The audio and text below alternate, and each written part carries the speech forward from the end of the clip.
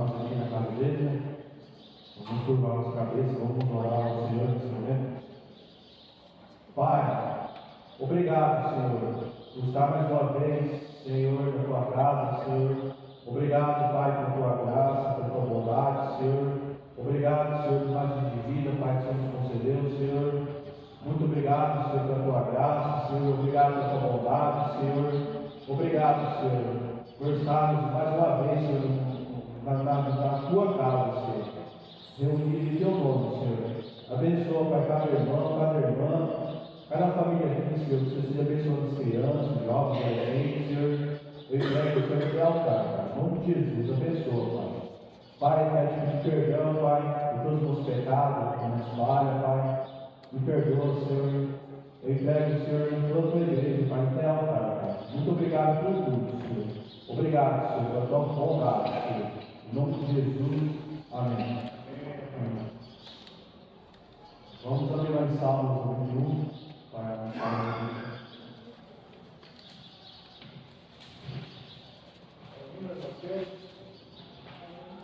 Salmos 91.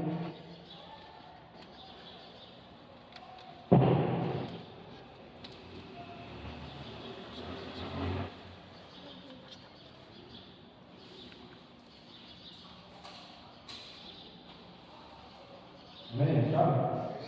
Acompanha aqui na tela aqui. Acompanha aqui na telãozinha. Aquele que habita no esconderijo do Altíssimo, a sombra do Onipotente, descansará.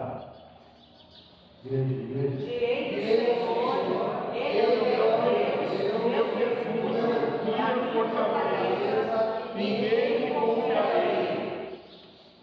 Porque Ele te livrará do laço do passarinheiro e da peste perniciosa. Ele te cobrirá nas suas penas e debaixo das suas asas te confiarás. A sua verdade será o teu escudo e broquel. Não terás medo do terror de noite, nem de seta que voa de dia, nem da peste que anda na escuridão, nem da mortandade que assola ao meio-dia. Crianças e adolescentes. 1000 cairão ao teu lado e 10.000 à tua direita, mas não chegará a ti. Somente com os teus olhos contemplarás a veras e a recompensa dos ímpios. Porque tu, ó Senhor, és o meu refúgio, no Altíssimo fizeste a tua habitação. E o mal precederá de entrar, não chegará a tua tenda. Porque aos seus anjos dará ordens a teu respeito, para te guardarem em todos os teus caminhos. Eles te sustentarão nas suas mãos, para que não tropeces com teu pé em pedra alguma. Pisará sobre o leão e a cobra, calcarás aos pés o leão jovem e a serpente. Igreja. Quando cabeçamente minha boca, também eu o livrarei, porém dirigido alto, porque conheceu o meu nome. Crianças e adolescentes. Ele me invocará e eu lhe responderei. Estarei com ele na angústia, dela eu tirarei e glorificarei. Farei longura de dias e lhe mostrarei a minha salvação. Amém. Amém? Graças a Deus, meu Deus, o nosso refúgio, nossa fortaleza, né? O nosso escudo, né? O Senhor está conosco no momento distante, né? É o Senhor que nos mantém de pé em todo momento distante, né? Nessa vida, né? Graças a Deus, né? O Senhor é o nosso pastor, o nosso guia, o nosso mestre, a nossa fortaleza, o nosso refúgio, né? Geração em geração, né? Graças a Deus, né? Deus abençoe a igreja, né? Que essa palavra para os irmãos, um salve, né? Vou chamar a irmã aqui para.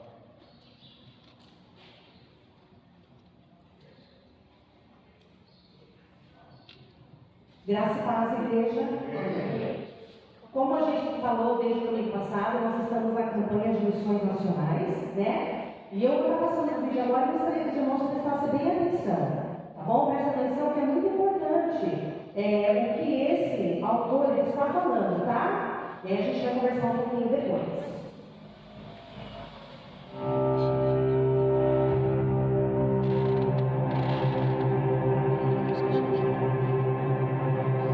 Minha pátria para Cristo é um sonho. Sonho que levou os batistas brasileiros a criar a Junta de Evangelização Nacional em 1907, a atual Junta de Missões Nacionais. Minha pátria para Cristo é uma oração feita continuamente há mais de 100 anos em favor de cada brasileiro, seja das grandes cidades ou do interior, morador de condomínio ou das ruas deste país, no sertão ou na mata, criança, jovem ou idoso. Minha pátria para Cristo é um sentimento de gratidão. Gratidão por ter conhecido a Cristo, por ter a vida transformada, por ter encontrado um ministério, um propósito. Minha pátria para Cristo é um ideal, um objetivo de vida de tantos homens e mulheres que doaram seus bens, seu tempo e a si mesmos para ver essa terra salva e transformada. Vidas de brasileiros e também de estrangeiros que se dedicaram à evangelização desta nação. Vidas que inspiram, vidas que fizeram ou viveram a oração de propósito de ou ficar a pátria salva ou morrer pelo Brasil. Vidas.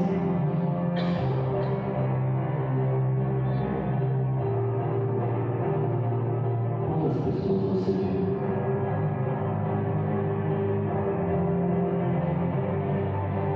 Quantas pessoas você vê hoje?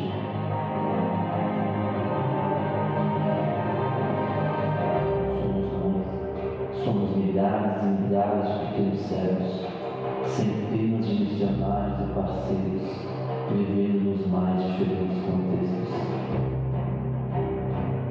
Somos milhares de pessoas que têm o propósito pelo qual vivem e trabalham incansavelmente, um único propósito: ganhar a pátria para Cristo. Somos o povo santo de Deus, que entendeu que mais importante do que olhar para os problemas é oferecer a única solução realmente eficaz e que o mundo tanto precisa. Cada um de nós, com dons e talentos, servindo ao Senhor cheios de ousadia, sem se importar com as barreiras que precisam ser vencidas por cada um de nós, como membros do corpo de Cristo. Quantas pessoas você vê? Quantas pessoas você vê hoje? Somos um, e somos muitos. Somos um só, unidos no corpo de Cristo, unidos no mesmo propósito, na mesma missão. Eu, você aqui, hoje, e todos os que vieram antes de nós, todos somos a Junta de Missões Nacionais e todos somos uns em união a pátria para Cristo.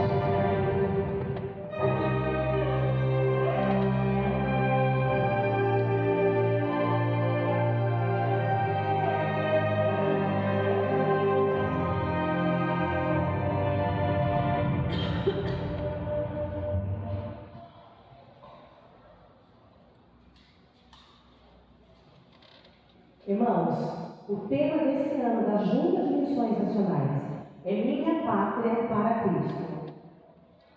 Tá? E qual é o nosso tema? É ainda a muitíssima terra para conquistar. Josué 13:1. Vamos falar todo mundo juntos? É ainda a muitíssima terra para conquistar. Josué 13:1. Irmãos, a expressão conquistar a pátria para Cristo tem sido um lema dos batistas brasileiros desde o século XIX. refletindo o desejo de evangelizar o país. Esse ideal surgiu entre os missionários pioneiros. Um deles foi Zacarias Taylor. Ele viu no Brasil um campo missionário vasto e necessitado da pregação do Evangelho.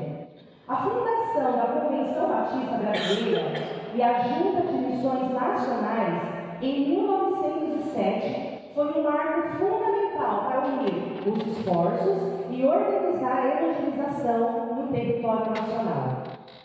A ideia de conquistar o Brasil para Cristo sempre esteve ligada a 3 eixos principais. O primeiro é o quê? É o evangelismo, que consiste em espalhar o evangelho e converter brasileiros, tornando o cristianismo protestante uma força crescente no país. O segundo eixo é o cultural. Os pioneiros batistas acreditam que, além da evangelização, é necessário influenciar a cultura nacional com os valores cristãos. Isso inclui o quê? A formação de um caráter cristão sólido e convertido e a promoção de mudanças sociais e morais. E o terceiro eixo é o missionário. Desde os primeiros anos, havia uma compreensão de que o Brasil poderia se tornar uma potência missionária global. A criação da Junta de Missões Nacionais foi uma resposta a essa necessidade, consolidando uma estrutura para coordenar e ampliar a evangelização nacional. Os líderes, eles entendiam que apenas um esforço organizado seria possível para cumprir a grande comissão de transformar o Brasil em uma nação influente. O desafio, irmãos, era grande e continua sendo grande, mas os pioneiros, eles estão determinados a avançar. E para completar essa missão, nós precisamos de 4 ações. A primeira ação é ocupar os grandes vazios batistas, que significa identificar e preencher as regiões do Brasil sem a presença batista ou uma presença reduzida. 2. Fortalecer. Aí, irmãos, eu trouxe aqui, ó, ficou difícil, volta um pouquinho, Gustavo. Eu tentei colocar esse mapa aqui do lado, está um pouquinho ruim de ver. Mas esses pontos vermelhos são pontos onde tem a igreja batista. Mas se os irmãos observarem, lá na parte de Amazonas, Pará, Acre, tem poucas igrejas. E a Junta de Missões Nacionais está fazendo um trabalho para que as igrejas batistas estejam indo para esses lugares que tem menos igrejas, que é aquele pedacinho ali de cima. Tá? 2. Fortalecer e replantar igrejas enfraquecidas. O que é isso? É investir e revitalizar as igrejas que precisam daquele fôlego, que precisam de ajuda. 3. Transformar realidades.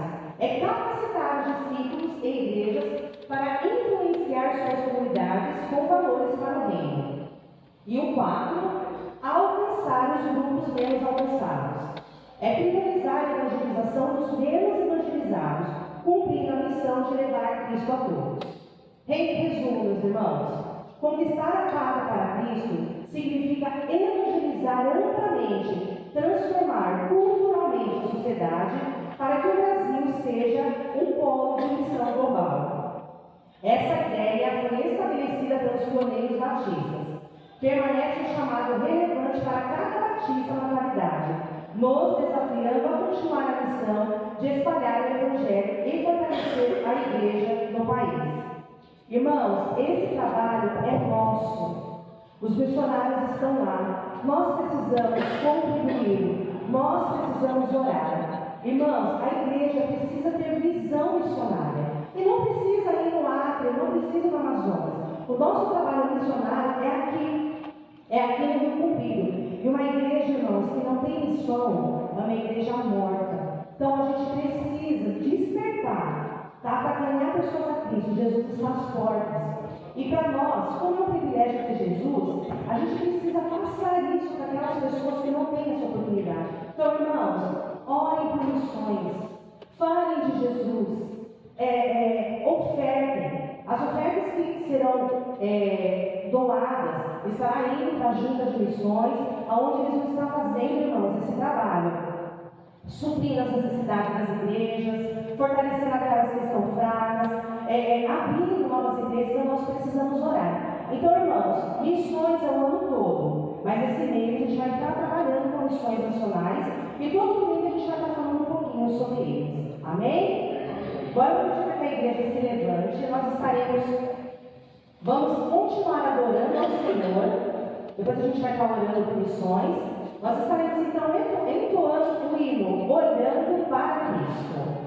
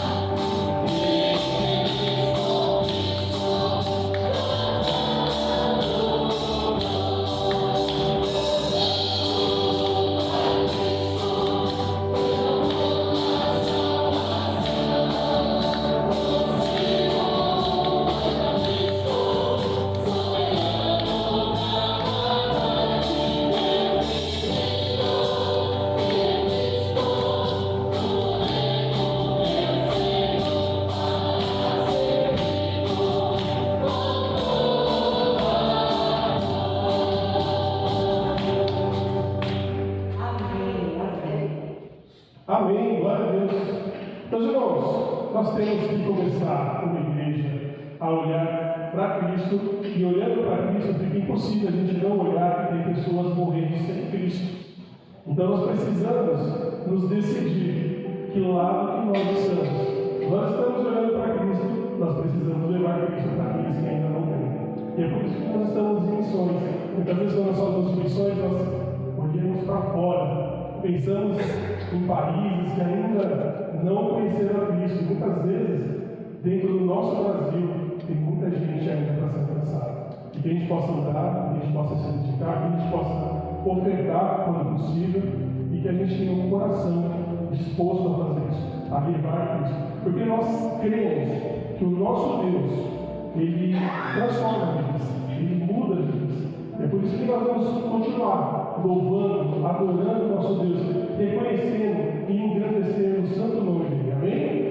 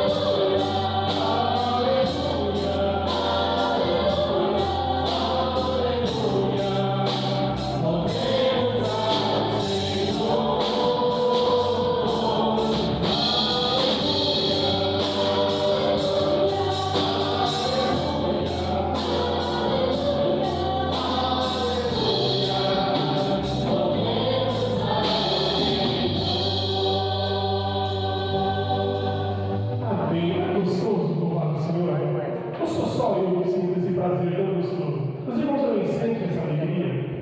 Então nós vamos continuar louvando ao Senhor. E com o cântico que eu sei que os irmãos gostam. Desde quando nós viemos para essa igreja, nós sabemos que os irmãos gostam desse cântico. E nós vamos louvar porque nós somos soldados de Cristo. Amém? Você se considera um soldado de Cristo? Você está pronto para marchar pelo Senhor? Então nós vamos louvar o Senhor com alegria. Enquanto nós estamos louvando esse cântico, você pode sair do seu lugar, abraçar o seu irmão, abençoar a família. Amém?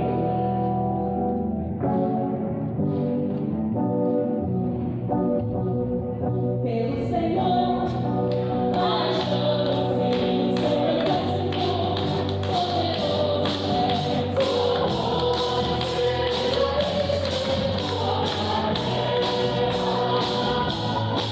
poderoso é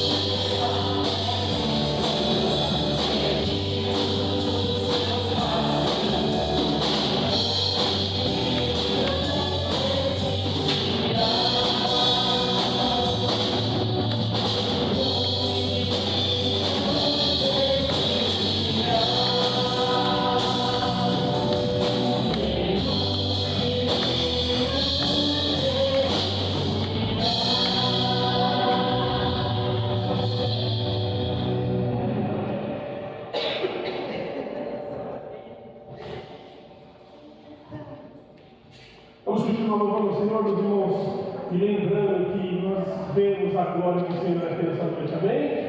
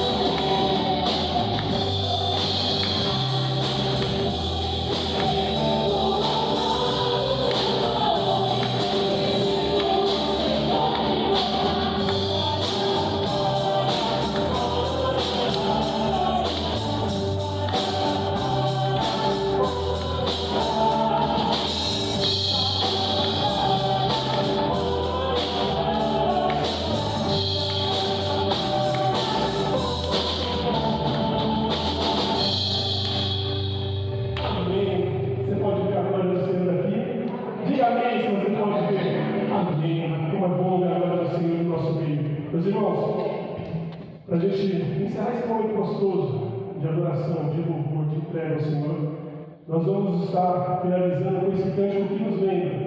E tudo que nós temos, tudo que nós vivemos é porque algo foi alcançado na cruz.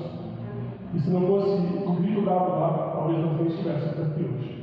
E por isso eu convido os irmãos para que nós possamos refletir através dessa canção, finalizando o nosso momento de louvor. Amém?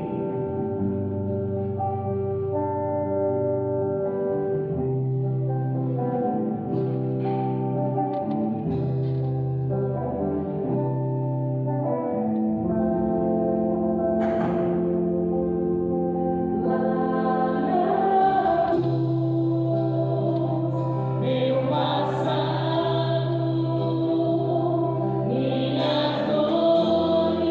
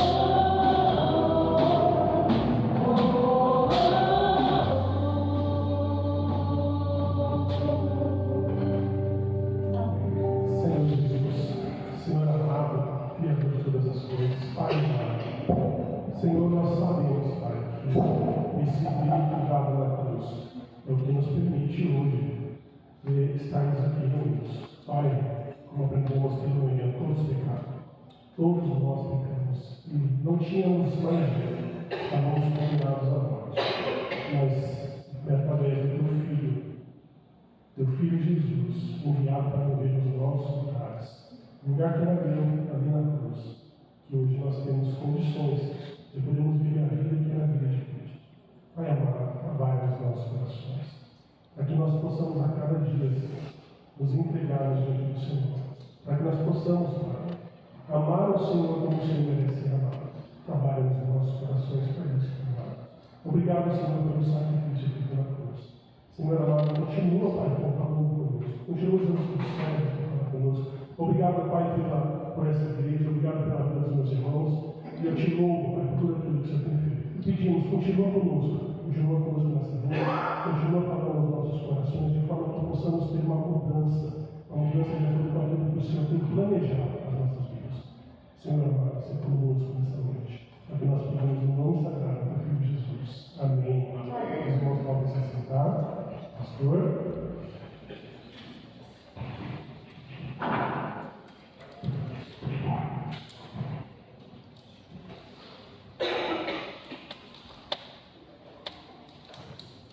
Boa noite, meus irmãos, meus amigos.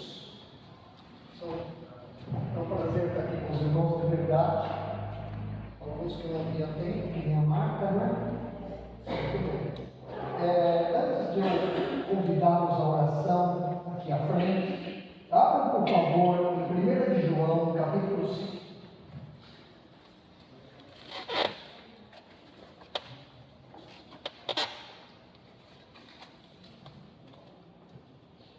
Sobre oração, a partir do verso 13, 1 de João 5,13. Eu já li aqui umas 4 vezes esse texto, 4 vezes, tá? Com essa parte, 4 vezes na oração do culto da noite, com os irmãos. Mas é maravilhoso o texto. Escrevi-lhes estas coisas a vocês que creem no nome do Filho de Deus. Não está falando aos crentes, aos cristãos. Para que saibais que tendes a vida eterna. Então a vida eterna não é algo que não se sabe. É possível saber sobre a vida eterna. É possível ter a segurança da salvação. E para que creiais no nome do Filho de Deus, isso é, crer no nome de Jesus é uma luta e dói, mas é a melhor luta que se tem. Seguindo, e esta é a confiança que temos nele, porque é uma luta e temos que confiar, nós temos que colocar nossa confiança no Filho de Deus, que é Jesus Cristo, que se nós pedirmos, isso é oração, entre oração aí, oração de petição. Se pedirmos alguma coisa segundo a sua vontade, Ele nos ouve. Então tem coisas que nós queremos tanto que aconteça, que nós imaginamos como é que Deus pensa sobre isso, como Ele age sobre isso, e nós não conseguimos ter uma resposta dele falando com a gente claramente. Mas nós sabemos o seguinte, que Ele assiste às nossas petições, Jesus Cristo, o Pai e o Espírito Santo intercedem, não é verdade? E mesmo que eu não consiga saber nem você sobre caso petição, mas pode ser agradecimentos também, nós temos de crer que a vontade dele sempre será feita na vida do cristão. Isso merece um amém, porque a palavra está falando. Tem amém aí? Amém. Muito bem. Agora segue o próximo. Não. É só até lá mesmo. Tá bom. Então, meus irmãos, nós não temos sabedoria total e discernimento, mesmo que a gente quisesse, para tantas coisas. Mas nós estamos aqui diante do Senhor nosso Deus, que a gente não está vendo, que a fé é crer nele sem vê-lo, Venham à frente os irmãos que querem agradecer, pedir por si, pedir por filho, pedir por filha, suplicar por parente, suplicar por amigo. Você quer ter segurança da tua salvação, você não sabe direito como é que você vai levar a tua vida com Deus, mas você quer ter segurança, você precisa de um milagre, como foi cantado. Então vem à frente, nós vamos orar agora.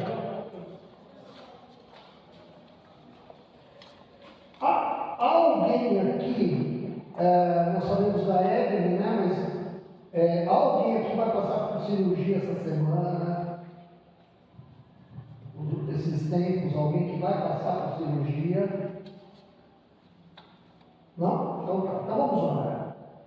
Senhor, nosso Deus, nosso Pai, nós te agradecemos pela oportunidade de orar com os nossos irmãos.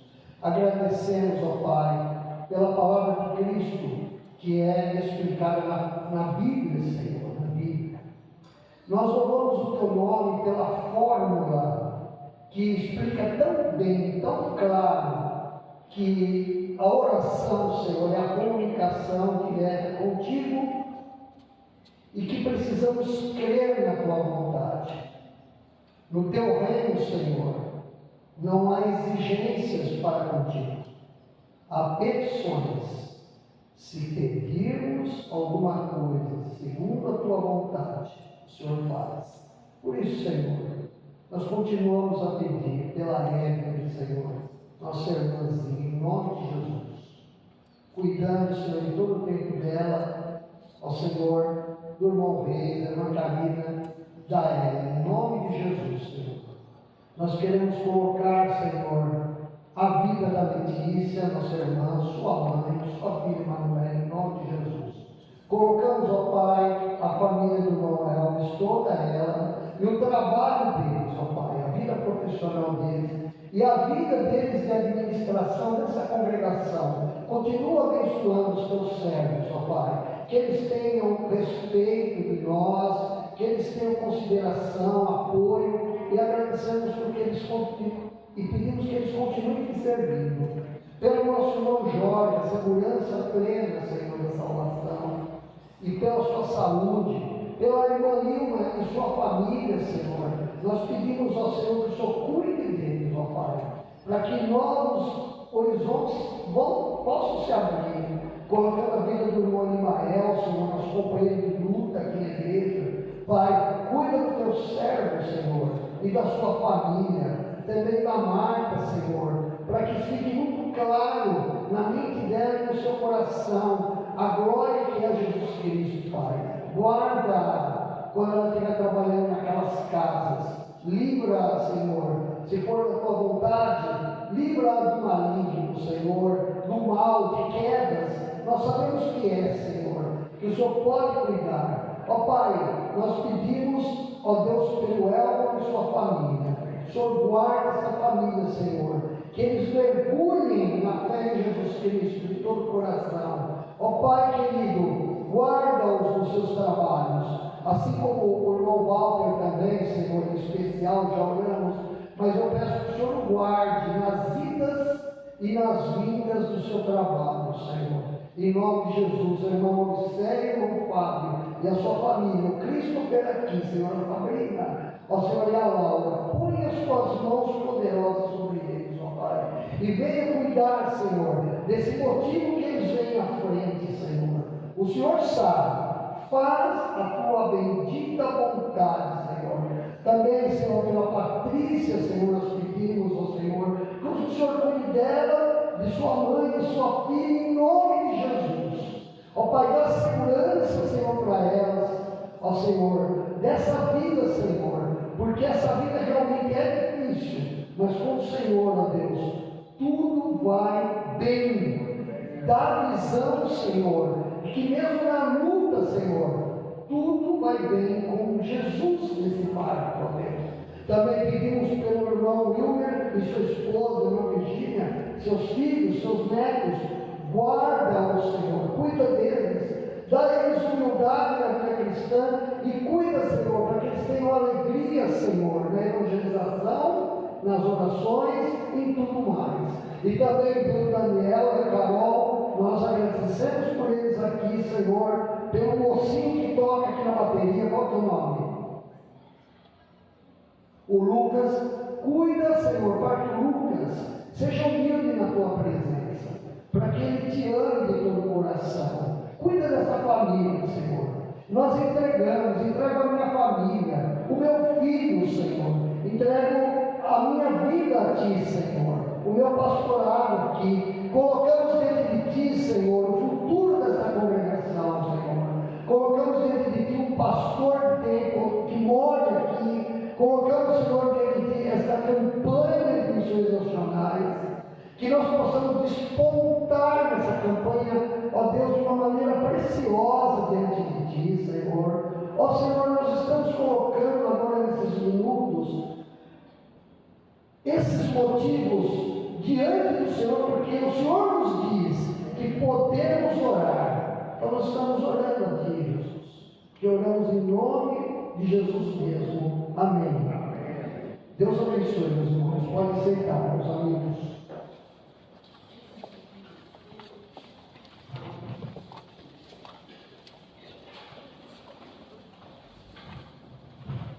Os irmãos, por favor, podem abrir suas Bíblias na carta aos Hebreus, no capítulo 11.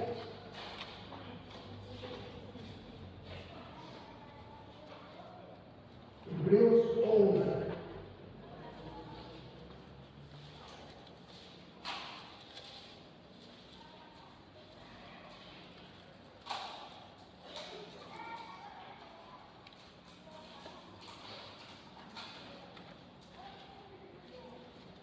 Versículo 32, é uma parte dele.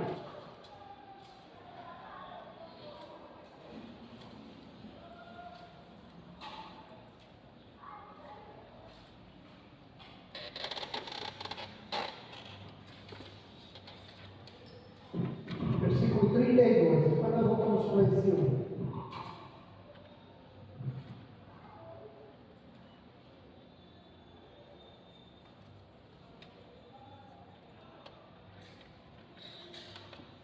E que mais direi? Faltar-me-ia o tempo contando de Gideão. Do que ele está falando, o autor sagrado? Vamos ler juntos até Gideão? Vamos lá. Aqui é a igreja que lê. Vamos lá. E que mais direi? Só eu? Vamos lá, 1, 2, 3. E mais direi, faltar-me-ia o tempo contando de Gideão, de Bará, Não, até não tem de Jafé, Tá bom, vai pula por. Esses são os de Samuel e dos profetas. É isso aí, quando engata a primeira, vai para a segunda, né? Isso aí. Meus irmãos, se Deus quiser, nós vamos seguir as mensagens, né? Até terminar essa lista dos homens e mulheres de fé que Hebreus cita. Então, o que tem de tão importante em Gideão é que ele é um servo de Deus e a Bíblia diz que ele tem fé. E o autor de Hebreus está dizendo o seguinte: me falta o tempo para falar de Gideão, me falta tempo. Por quê? Senão a carta aos Hebreus viraria livro. E as cartas não podiam ter muito volume, porque a fiscalização do exército romano podia pegar isso e perseguir o escritor e a igreja de Jesus. Não estão ouvindo isso? É muito importante. Então ele não vai falar o detalhe de Gideão. Ele deixou isso para a gente hoje falar. Que vai, daqui a pouco nós vamos lá viajar um pouco para Juízes capítulo 6, onde tem lá uma parte da história de fé de Gideão. E a gente vai aplicar essa fé que Gideão teve para nós aqui. Por quê? Porque o autor de Hebreus, que foi inspirado pelo Espírito Santo, ele quer provar para a gente que nós podemos ter fé semelhante à fé daqueles homens e mulheres do passado, que foram verdadeiramente crentes, foram servos de Deus. Então vamos lá, Hebreus 11:1. Ora, a fé é o firme fundamento das coisas que se esperam e a prova das coisas que se não veem, porque por ela, os antigos alcançaram testemunhos. Que antigos?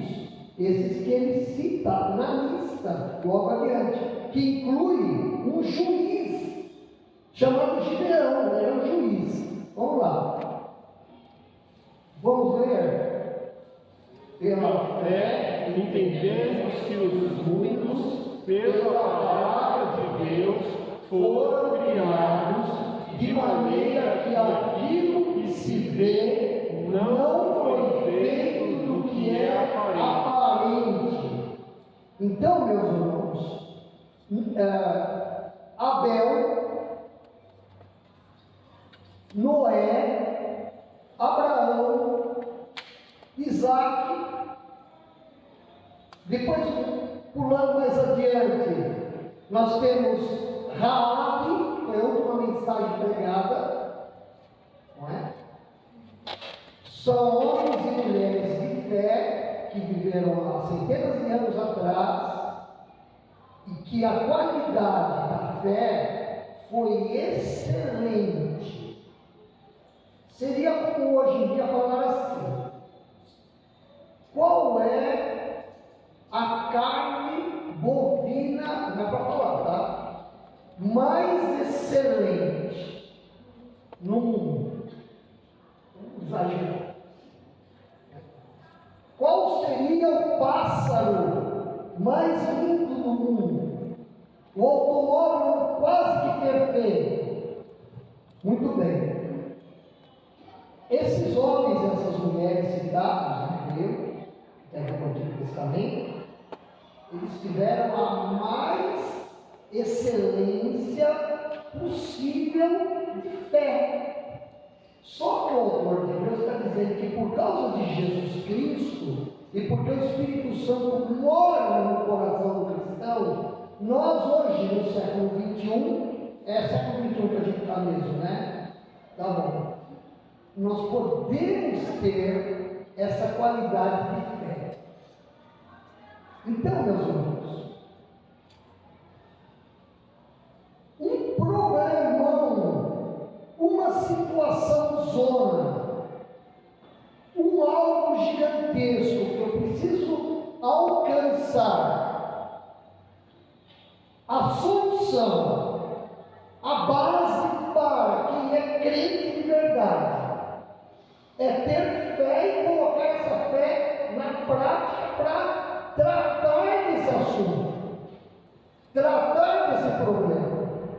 Porque nós, com a fé, nós chegamos de fato a Deus. Chegamos de fato a Deus. E o autor de Hebreus está dizendo que dói, que exige do cristão um esforço descomunal para que nós creiamos que Deus existe.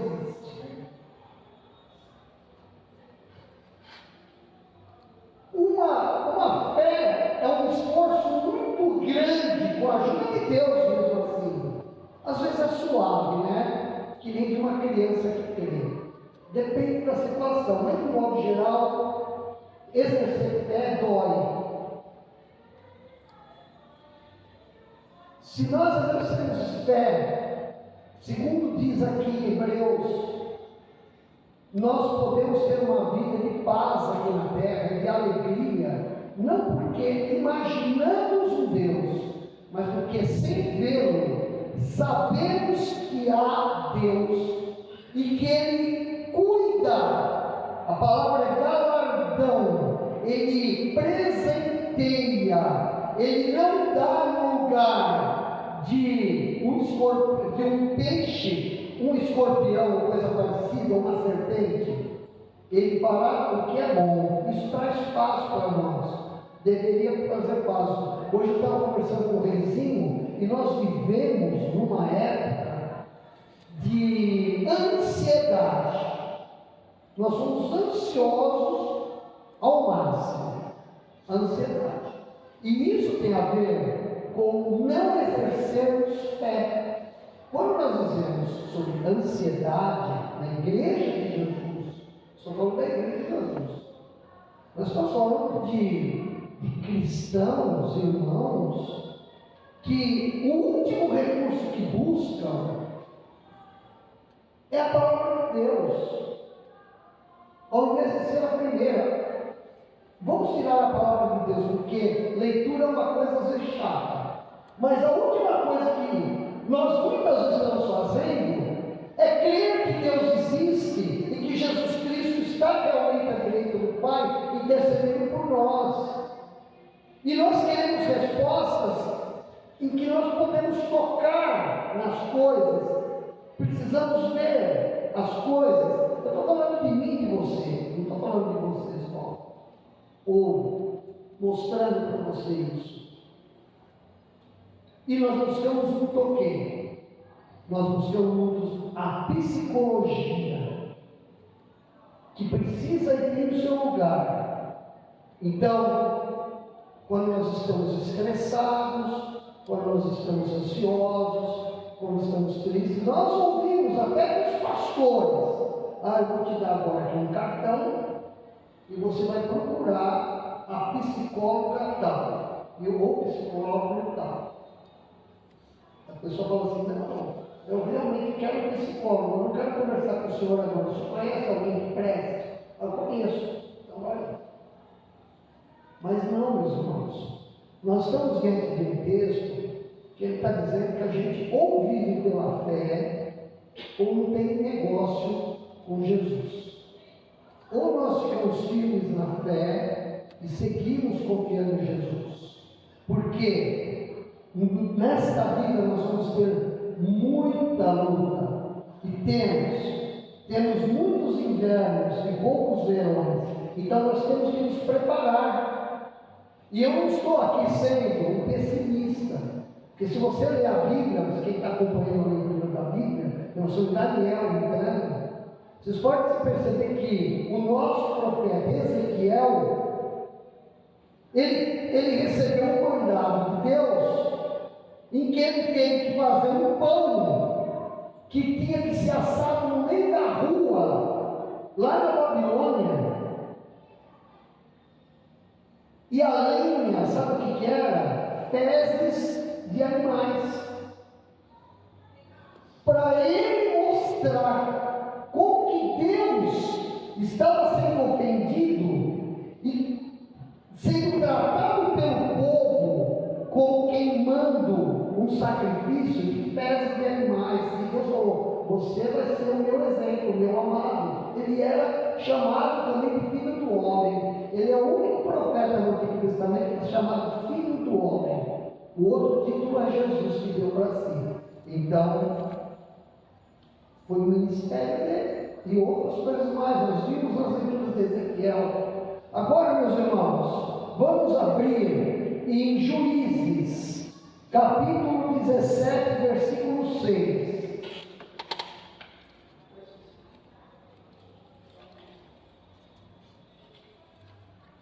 Há solução em Jesus Cristo, irmãos?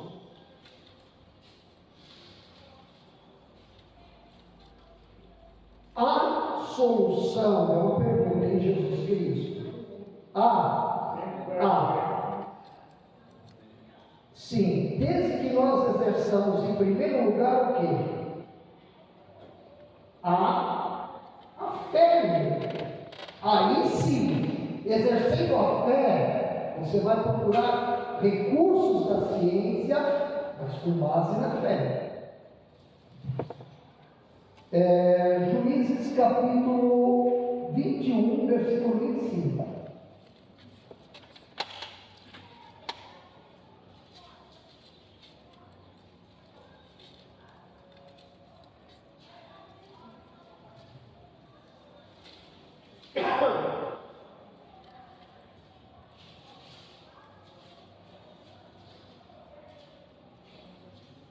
Ai, que gostoso ver página de Bíblia sendo mexida.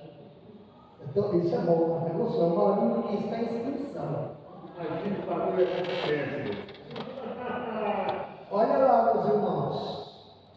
Naqueles dias, isso é, os dias de Juízes, não havia rei em Israel, porém cada um fazia o que parecia reto aos seus olhos. Estão ouvindo isso? Ouviram isso? Está falando de Israel. Não havia rei em Israel no tempo dos Juízes. Nós estamos falando de 1200 anos antes de Cristo. Antes de Saul se tornar rei, tinham juízes. Os juízes eram dados por Deus, homens imperfeitos, pessoas imperfeitas, mas chamados por Deus. Que o autor de Hebreus agora vai começar a falar deles, citando Gideão. Então, no tempo dos juízes, o povo de Deus não tinha acesso à Bíblia e os sacerdotes não ensinavam a Bíblia direito na maior parte dos lugares. Então, cada um fazia o culto a Deus como queria. Nós temos, por exemplo, um levita que ele esquartejou a esposa dele e mandou um pedaço para cada tribo de Israel, achando que está fazendo a vontade de Deus. Entende? Cada um fazia o que queria. Mas nós não estamos longe disso. Não do esquartejamento, da loucura, da ignorância. Nós não estamos. Nós temos absurdos. E nós temos que nos apegar na palavra. Muito bem. E agora nós vamos ver como que um homem chamado Gideão exerceu fé, porque Deus disse que ele tinha fé, e era fé de qualidade, no meio de uma situação de um povo todo perdido, o povo de Deus, em que nós vamos ver a atitude dele, que parece que a atitude dele não está muito dentro da casinha, mas é por causa da época, da situação, mas ele realmente tinha fé. Então vá para Juízes 6.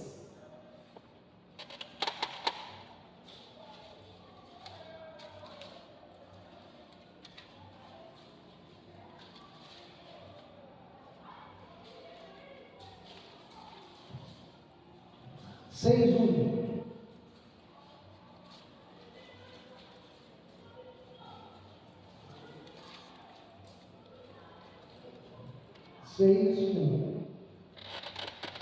Porém, os filhos de Israel fizeram o que era mal aos olhos do Senhor.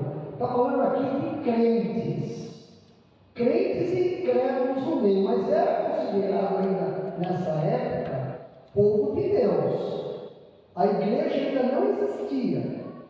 Podemos até dizer que uma igreja universal invisível está no bojo. Aqui está falando do povo de Israel, no tempo dos juízes. Obrigado. Fizeram o que era mal aos olhos de Deus, e o Senhor os deu, o Senhor os entregou, como um pai entrega um filho, com muita dor, nas mãos dos midianitas por 7 anos. O 2.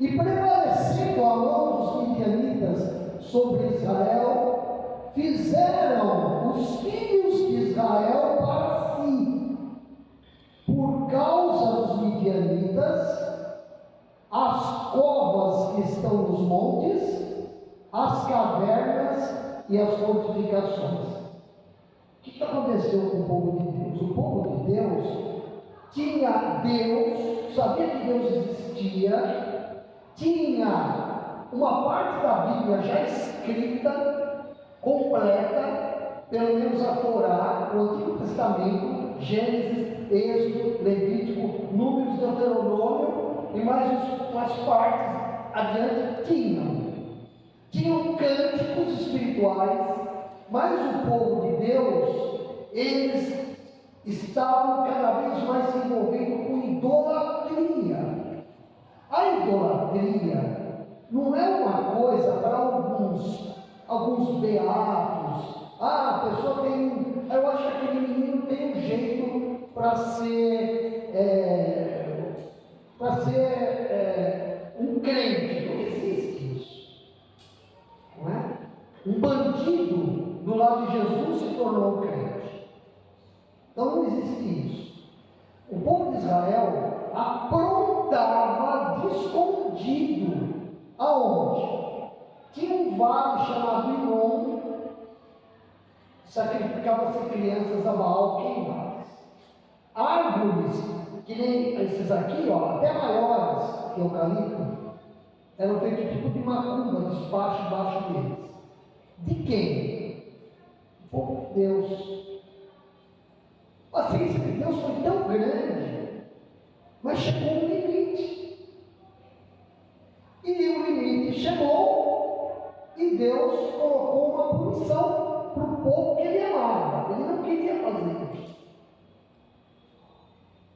E entregou esse povo nas mãos de um povo do deserto, do sul de Israel, que se chama deserto do Negev, no sul do Mar Morto, chamado Midianitas. Era um povo que tinha domesticado os camelos. Esse texto é a primeira vez que cita a montaria de camelo. Camelo era o horror das guerras, era um animal que ajudava demais nas batalhas. Esse povo era um povo de destruição. Eles judiavam dos povos conquistados, diferentes de outros povos que conquistavam e não judiavam tanto. Então Deus permitiu isso. Eu não posso, como pregador, pregar o contrário. E a palavra de Deus diz que Deus é justo e amoroso. E ele sabia que tinha que ter disciplina para esse povo.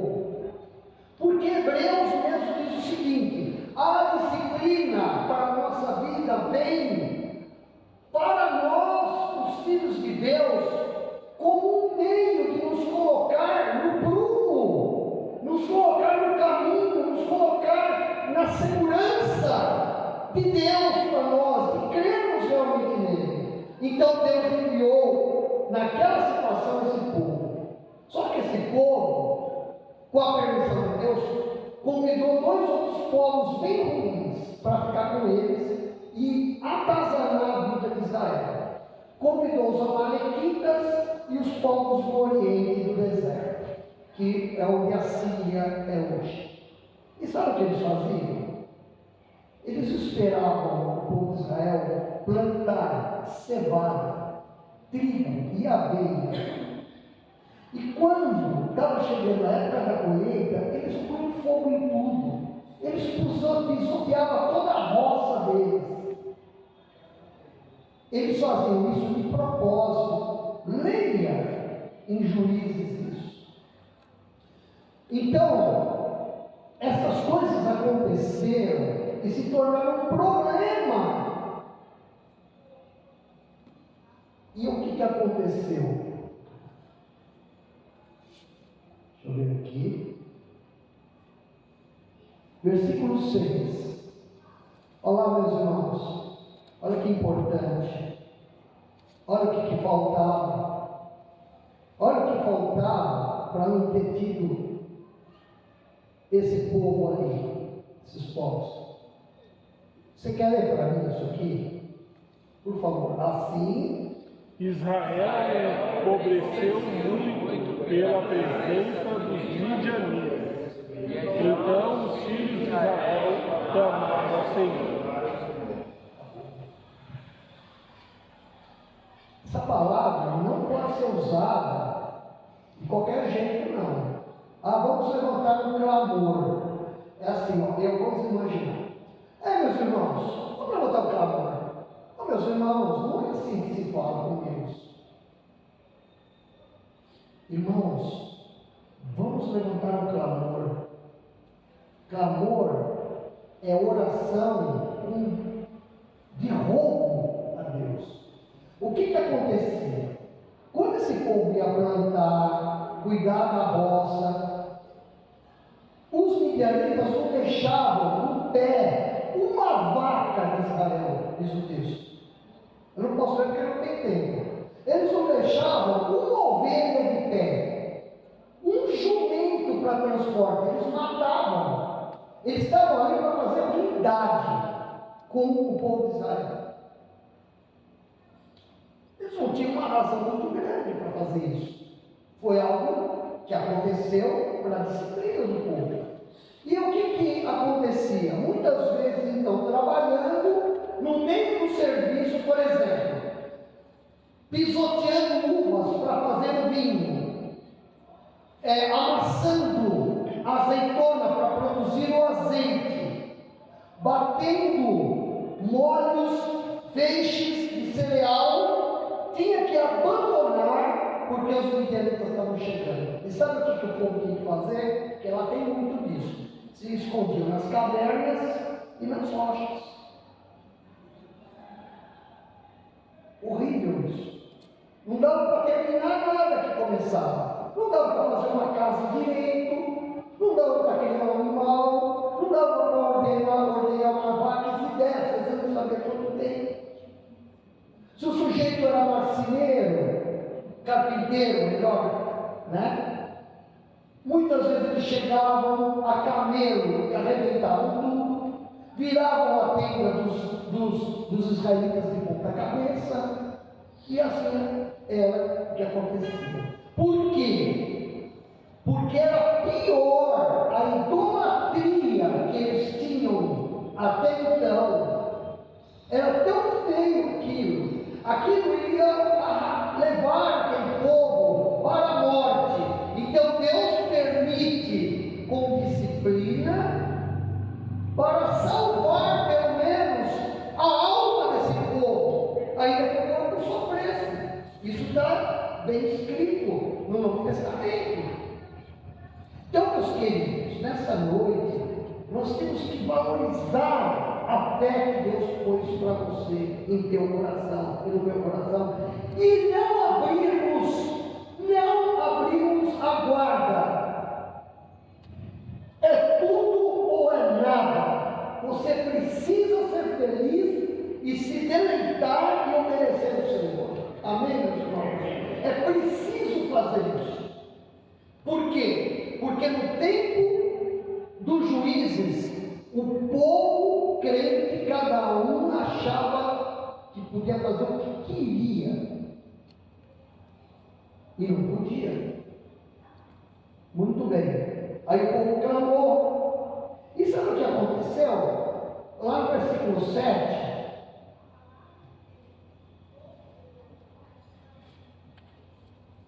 O Senhor...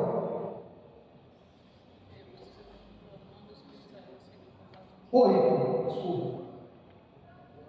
Olha lá. O povo clamou ao Senhor, e o Senhor enviou o que para eles pela primeira vez, depois que vieram esse povo judiando. Deus ouviu o clamor. Deus que Deus é como um pai que cuida, até como uma mãe. Mas nós temos ali, ele envia qualquer um. Não sabemos se o profeta é. O que é importante é que quando a gente se humilha diante de Deus e a gente começa uma amizade com o Senhor, Ele vai cuidar de nós no nosso nível. E olha que Deus mandou um profeta aos filhos de Israel, que diz o seguinte: assim diz o Senhor Deus de Israel, do Egito eu vos fiz subir e vos tirei da casa da servidão. E aí o profeta vai dizer que Deus teve poder e carinho de tirar aquele povo que ficou 430 anos no Egito, algumas dezenas de anos antes dessa época, e conduzir aquela geração pelo deserto, cuidou deles, com uma nuvem cobrindo o sol de dia, com fogo à noite, uma delas, com carne de codornizes, com maná, perguntou, e o profeta diz assim: será que Deus não vai cuidar de vocês? Acontece que depois que vocês entraram em Canaã e que foi dividida essas tribos por Josué, vocês voltaram para trás, não deram ouvidos a Deus e vocês adoraram outros deuses. Versículo 10. Então agora Deus vai fazer uma obra dentro de vocês, que vocês estão clamando. Meus irmãos, não eram os pastores da época, sacerdotes, que clamavam só, não. O texto mostra que a nação de Israel estava num terreno tão grande que a nação clamava. Foi um arrependimento nacional. Foi uma obra de Deus fazendo aquilo através daquela situação tão ruim. Os irmãos acreditam nisso? Que Deus, Ele não vai para piorar as coisas do Senhor, mas Ele usa métodos que a gente não entende para cuidar do seu povo. Você acredita nisso? Eu acredito nisso. Mesmo que o meu temperamento seja de melancólico, de araque, porque eu sou melancólico, mas eu me forço a acreditar nisso. Faz 42 anos que eu me forço e eu sou muito agradecido a Deus pela bênção de não ficar crendo em igreja em primeiro lugar, mas sempre numa igreja, buscando Jesus Cristo, lutando para crer nele, pecando e pedindo perdão. Você deve ser assim também, ou parecido com isso, e Deus vai estar cuidando e fazendo a obra dele. Então o que aconteceu? Versículo 11. Eu pensei que eu ia conseguir contar a história de Gideão até o capítulo 8. Agora, pregador é uma pessoa, né, Carol? Os pastores pensam, né? Falei, vai dar, Daniel, vou pregar até o 8. Mas vai ser aqui, ó. Então, o anjo do Senhor veio. Lê para mim, irmãos, que eu vou perder a voz.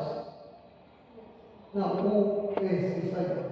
E sentou-se debaixo do cavalo, está em obra, que pertence a Joás. Abzevi.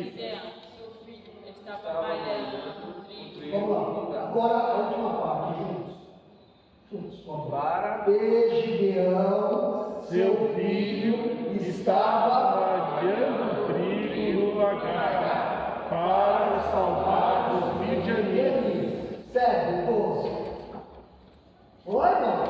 Então o anjo do Senhor lhe apareceu e lhe disse: o Senhor é contigo, homem valoroso.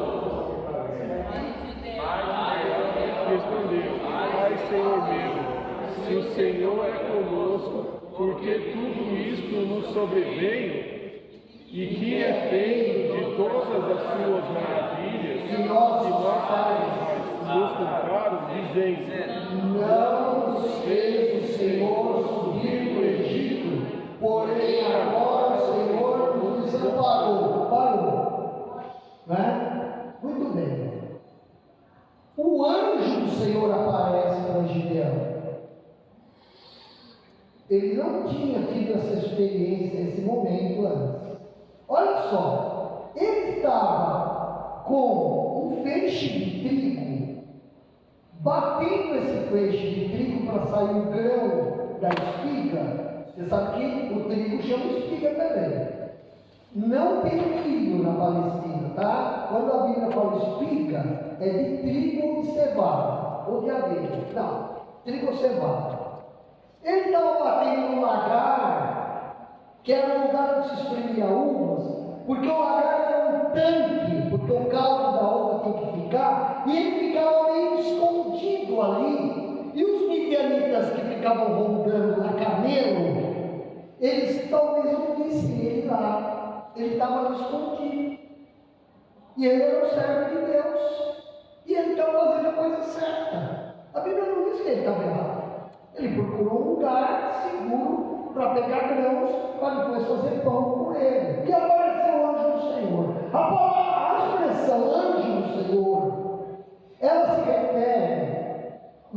muitas vezes a presença do próprio Deus. É uma teofania, isso é, Deus aparecendo ali, mas também pode ser um anjo do Senhor, não há problema. É do Senhor algo espetacular. E esse anjo apareceu e sentou-se debaixo de uma árvore. Isso é fantástico, meus irmãos. E o próprio Deus se apareceu, sentou-se debaixo da árvore. Quando ele criou o sol, a árvore, né? Sentou lá. Não é isso que diz? E aí, ele conversa com Gideão. Porque Gideão vai lançar para o anjo do Senhor, ele não sabia que era o anjo do Senhor direito ainda, uma pergunta: por que está acontecendo essas coisas com o nosso povo, se o Senhor no passado tirou o povo do Egito? Eu não entendo isso. Vocês não estão percebendo? Que parece que é falta de fé, mas não é. O pessoal taxa muito Gideão, Sansão, nós vamos ver que a coisa não é assim. Ah, por que o povo, por que Gideão? E nós somos piores que eles, nós somos mais fracos que eles.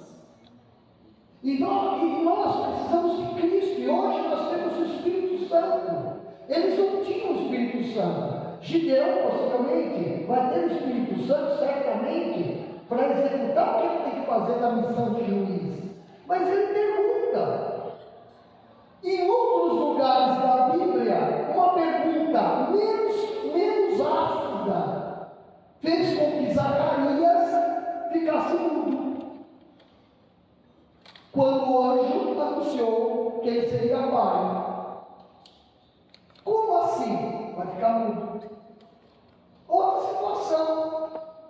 Agora o Gideão pega e expõe teologia para o anjo e fala assim: peraí, se Deus está com o povo dele e ele livrou esse povo do Egito, por que o povo dele está passando perrengue agora?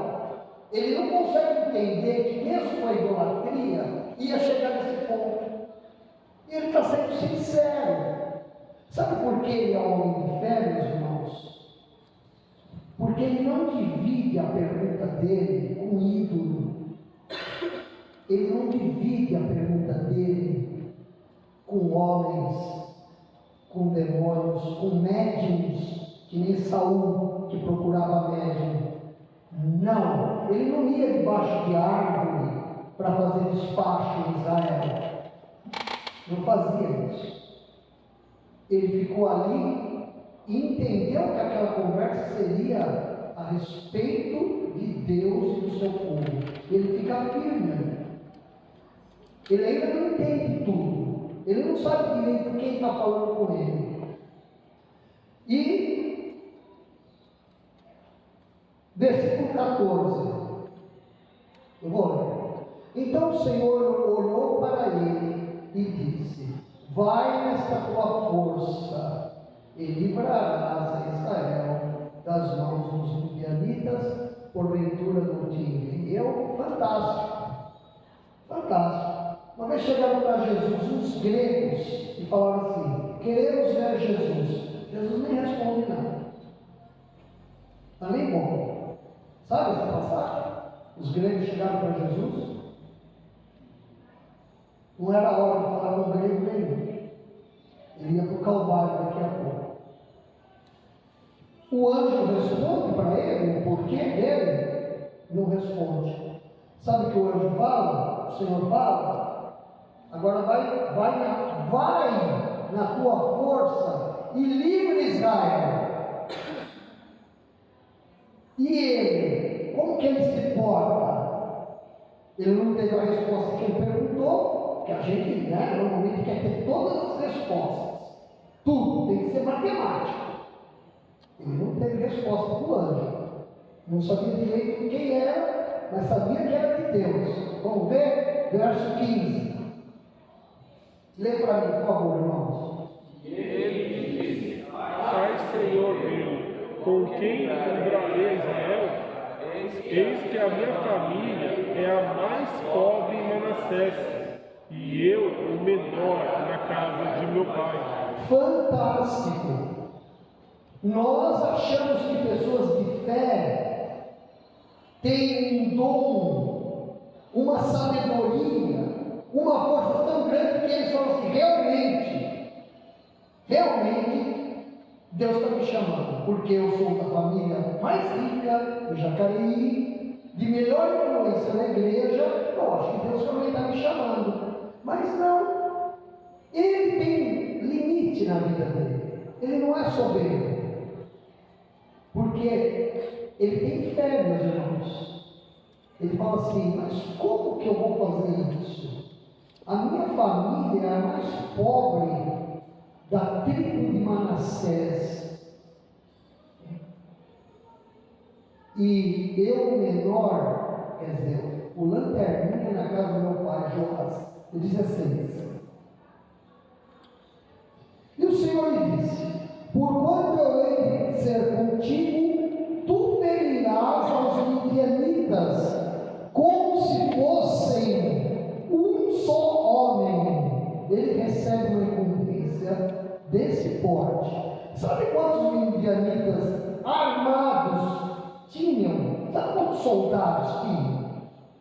120 mil. Muito bem. Fazia tempo que eu não ouvia eles da parte do Molinari. Mas acontece que tinha mais 15 mil, 135 mil, quer dizer, 120 mil e mais aqueles 15 mil. Irmãos, é muita gente. Quantos habitantes tem o Rio Comprido? 10 mil? 20 mil? Quantos nenês tem no Rio Comprido? Deve ter uns 300 nenês, não tem? Tudo bonitinhos, não vão? Muito bem. Olha só. 17. E ele disse: se agora tenho achado graça aos teus olhos, dá-me um sinal de que és tu que falas comigo. Outro exemplo de fé. O anjo fala para ele que ele vai destruir os midianitas como se fosse um homem só. E ele não pergunta como. Ele não pergunta como. Como é isso? Ora, a fé é o firme fundamento das coisas que se esperam e a prova das coisas que não se veem. Meus irmãos, ele aceita isso.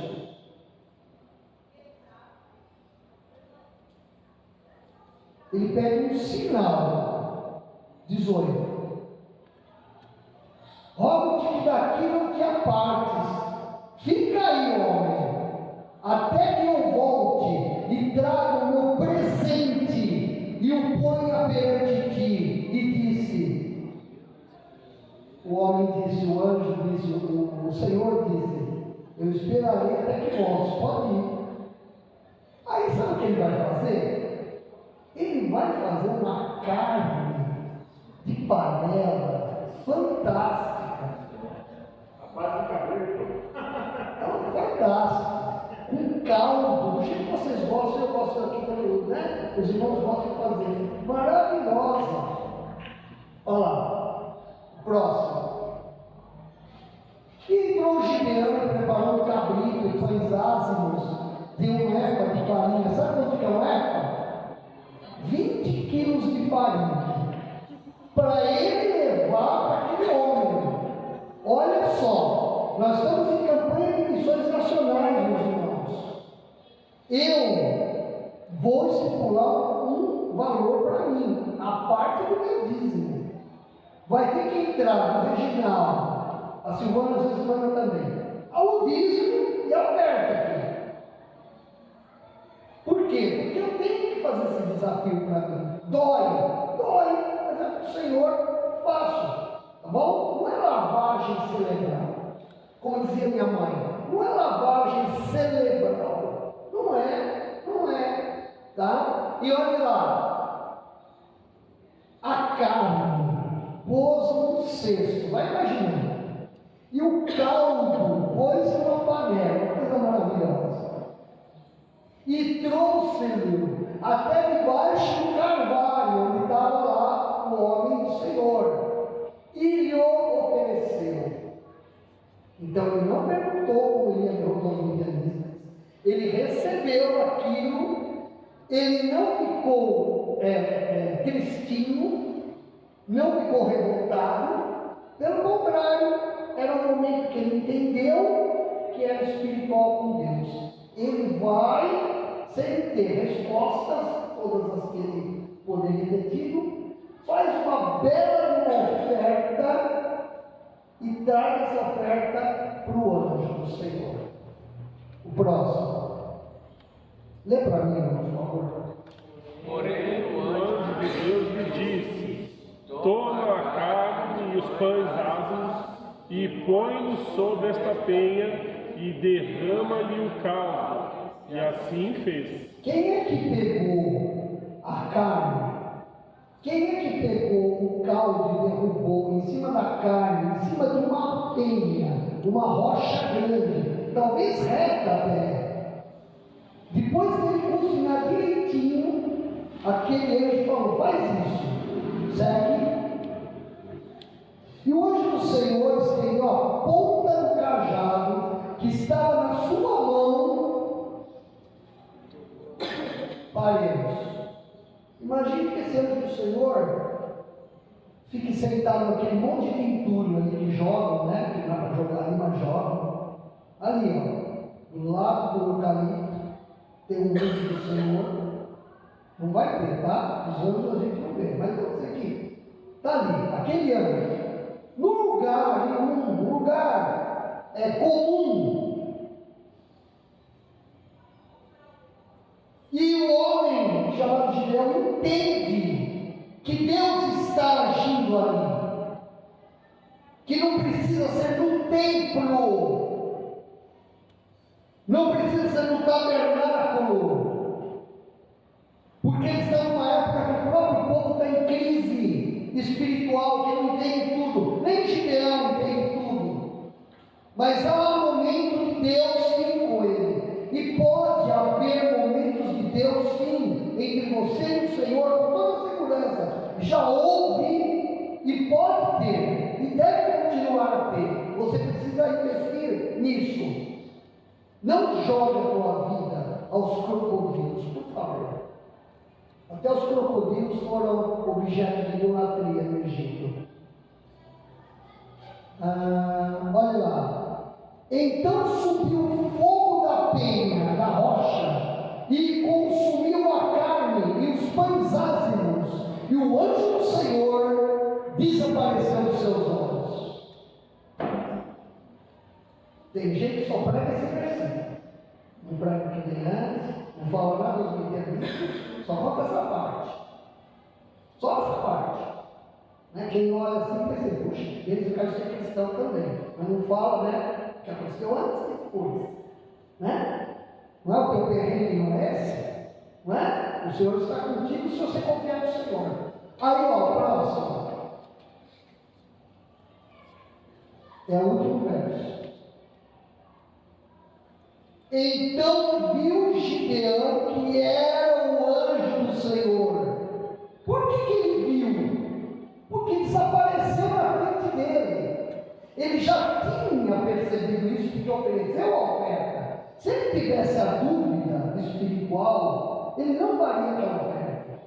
Ele tinha dicas, porque a palavra de Deus, meus irmãos, ela diz assim, que os povos das nações que não têm a Deus e não têm Jesus ainda, porque faltam missões no Brasil também, estão tateando como no escuro, nas matas, nos cerrados, nos quilombos desse país, em beirada de rio, em cidades gigantescas que esse país tem, tateando no escuro, estão tateando no escuro. Ele tinha noção, e ele sabe que fala por causa da fé, Ah, Senhor Deus, pois vi o anjo do Senhor face a face. Ele não saiu para escrever um best-seller. Vi o anjo do Senhor, vendo 1 milhão de cópias. E saiu para fazer testemunho em Israel de que viu o anjo. E aí arrastando multidões gigantescas atrás dele, e ele se torna um homem muito famoso. Não. A fé é o firme alicerce das coisas que se esperam e é a prova daquilo que a gente não vê. Meus irmãos, ele fala assim, com humildade verdadeira, com medo até, com um certo pavor santo, pois vi o anjo do Senhor face a face. Uma coisa, versículo 26, 22.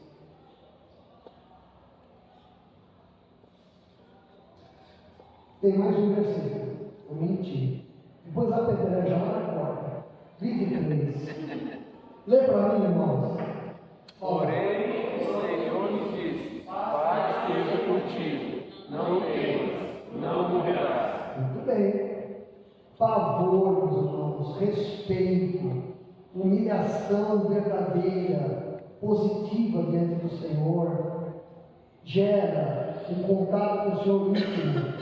Porque olha só, ele foi consolado por Deus, porque ele ficou com tanto temor, mas o anjo já tinha subido, o anjo não estava mais ali, e o texto diz que o Senhor lhe disse. Como é que o Senhor lhe disse? O anjo já tinha subido, o texto não fala. Mas nós podemos, meus irmãos, pela palavra de Deus, presumir que porque naquela época o Senhor Jesus Cristo ainda não tinha vindo, a Bíblia não estava ainda toda escrita, que o Senhor falou com ele, ou por visão, ou por sonho, ou por lembrar-se de um verso do Pentateuco, do Antigo Testamento, mas falou assim: paz seja contigo. Muitas vezes a palavra fala conosco, a Bíblia pode falar assim: paz seja contigo. Deus cochichando também: não temas, não fica com medo, você não morrerá. Eu espero, meus irmãos, que você não tenha perdido seu tempo aqui esta noite. Eu espero que você leve contigo o nome de Jesus, o Salvador. Tem um hino que diz assim: leva tu contigo o nome de Jesus, o Salvador. Esse nome dá consolo, seja no lugar que for. Nome bom, doce a fé, a esperança do porvir. Nome bom, doce a fé, a esperança do porvir. O nome de Jesus é um doce nome, é a nossa esperança do porvir, meus irmãos. Vai acontecer tudo que Deus quer fazer, tá bom? Mas não tente a Deus. Fique firme com Ele. Continua firme no caminho dele. Vamos orar?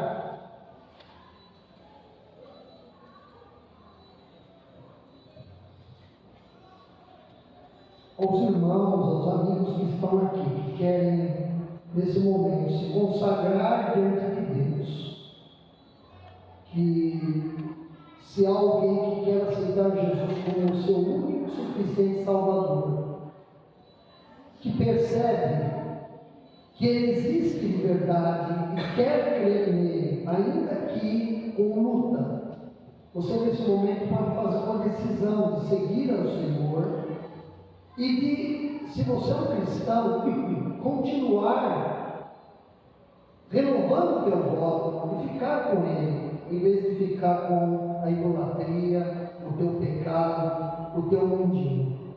Eu peço que nesse momento você repense sobre a sua vida. Os que querem se entregar ao Senhor Jesus, se consagrando, você pode fazer agora. Eu não vou expor o teu nome. Não vou expor, não vou pedir para vir à frente, não. Porque você tem que ter coragem de fazer uma decisão, porque é Deus que está te vendo, o invisível que existe. Se alguém aqui quer entregar sua vida a Jesus, ou quer se consagrar de novo como cristão, quer ficar firme com o Senhor, levante uma de suas mãos, para que a gente possa orar. Amém. Deus te abençoe. Amém. Deus te abençoe. Deus está vendo você. Amém. Amém. Deus abençoe. Deus abençoe. É isso mesmo, irmãos. Leva tu contigo o nome de Jesus, o Salvador. Esse nome dá consolo, seja no lugar que for. Nome bom. Há mais alguém? Se consagra ao Senhor. Amém. Amém. Deus está olhando. Há mais alguém? Então nós vamos agora orar. Nós vamos colocar os caminhos diante do altar de Deus, nosso Senhor Jesus. Tá bom? Senhor nosso Deus, nosso Pai, nós estamos na Tua presença nesta noite, porque nós temos aqui um grupo grande de irmãos. Nós temos aproximadamente uns 25 irmãos aqui. Ó Pai, é o povo Teu, Senhor. Nós temos também, ó Senhor, esse desafio de confiar no Senhor pela fé, não pela vista. Então, Deus, atua na vida dos irmãos que levantaram suas mãos, daqueles que se consagraram, ou se entregaram a Jesus, ou estão se reconsagrando ao Senhor Deus e ao Senhor Jesus. Deus, esclarece na vida desses teus servos aquilo que precisa, e que eles sejam humildes, ó Pai, para aceitar a Tua vontade. Também eu peço pelos nossos demais irmãos que estão bem, estão firmes na fé, Senhor, que o Senhor os ajude, ó Senhor, a crescerem mais e mais com Cristo. Ó Pai, fazendo assim, eles nunca vão se arrepender, eles nunca vão te decepcionar, Senhor. O Senhor não precisará enviar midianitas, ó Pai, na nossa vida. Ó Pai, ajuda-nos e cuida-nos de nós essa semana.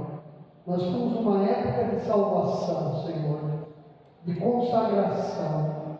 Nós não temos mais para onde ir, Senhor. Nós já percebemos, ó Pai, que o Senhor realmente é a nossa rocha. Ó Senhor, que nós estamos seguindo de fato o que é correto, o Senhor Jesus Cristo. Muito obrigado, Senhor, por tudo que o Senhor faz. Cuida da nossa congregação, Senhor. Abençoe cada família e traga teu povo de volta, Senhor, na quarta-feira, no domingo, Senhor, para que nós te louvemos ao Senhor e possamos, ó Pai, aprender e louvar o Senhor com a tua palavra. Porque nós oramos assim em nome de Jesus. Amém. Deus abençoe, agradeço a paciência. Vamos orar? Vamos dar a bênção? Vamos ficar de pé, por favor. Agradeço o Daniel e a família, o nosso irmão, nossa irmã Carol, tá certo? Não trocamos a boda com Carol. Amanda. Desculpa, meu irmão. Muito bem. Deixa eu guardar meus irmãos aqui, que daqui a pouco eu vou embora, a minha visão aqui dos irmãos. Amém. Muito bem, irmãos. Vamos orar. O amor de Deus, o Pai, a graça salvadora do Senhor Jesus Cristo, o Filho, o consolo e a comunhão do Espírito Santo estejam presentes com a tua igreja aqui reunida e com toda a tua igreja maravilhosa que está espalhada pela face desta terra, desde agora e para todo sempre. Amém. Podemos nos cumprimentar. Boa semana.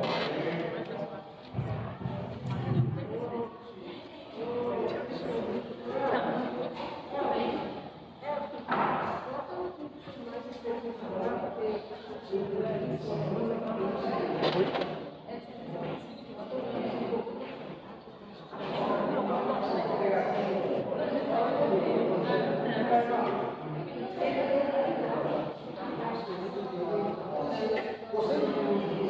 sabe que eu tenho isso, né? Ó, boa semana, ó. Obrigado.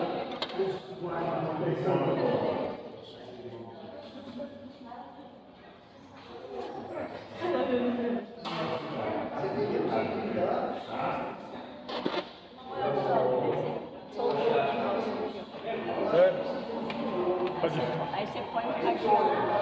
Então tudo bem, tá muito difícil pra vocês fecharem com isso aí, né? Esse aqui